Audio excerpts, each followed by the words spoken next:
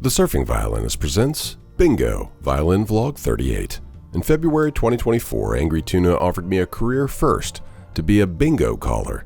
For businesses that cater to tourism in a beach town, the winter months get quite thin.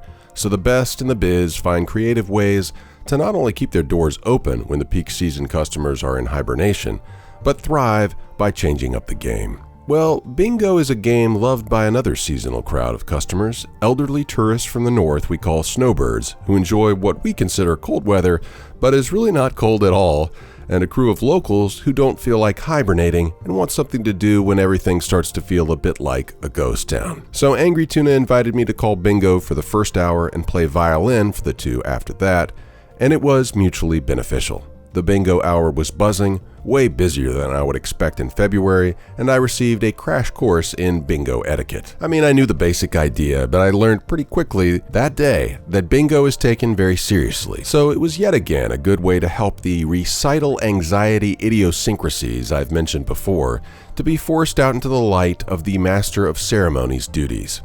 Simple things like mixing my voice, which tends to be deep, and which I've often mixed improperly, resulting in muddy announcements or banter with the crowd. Well, that will not fly in bingo. You need to be clear. It also helped me recognize some speech patterns of mine, eating my words, mumbling, or speaking too fast, none of which work with bingo.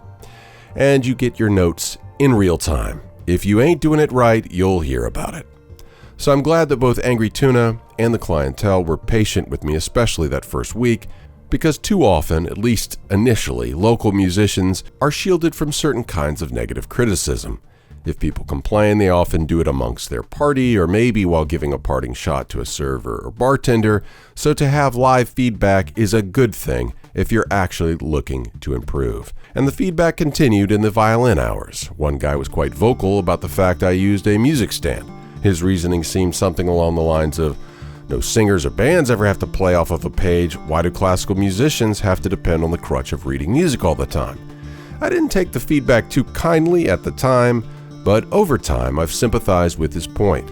Being shackled to my music stand has really killed so many of the master of ceremonies / frontman duties, and is a big contributing factor to bringing the recital vibe I've mentioned, which does affect some audience members' experience of the music. And it affects my approach and my own attitude. Nobody wants an uptight performer. It kills the mood. So I didn't handle the critique the best, but I am working on getting more tunes down by memory, and while most of my gigs are more background lounge vibe in which I'm playing requests, but that I personally do not have the skill set yet of playing by ear off the top of my head, there are other gigs that I should be more free to perform without the tether to the stand. It's an important part of gigging life that I need to improve upon better and will begin to tackle in 2025. So the overall experience was really eye-opening, a great gig that I hope I can do again. When I wrote this, I wasn't doing it yet, but I am in 2025, so I've already started in January. And I think I will and am doing a better job this time around. Until next time, keep it consistent, even if your muse isn't. To see these videos early, without ads, join the lineup here on YouTube. You just need a YouTube account, and for $1.99 a month, you click this little join button and sign up to get early and ad-free access to 4 monthly vlogs: the surf vlog, the violin vlog, the masala vlog, and the family vlog. Thank you very much.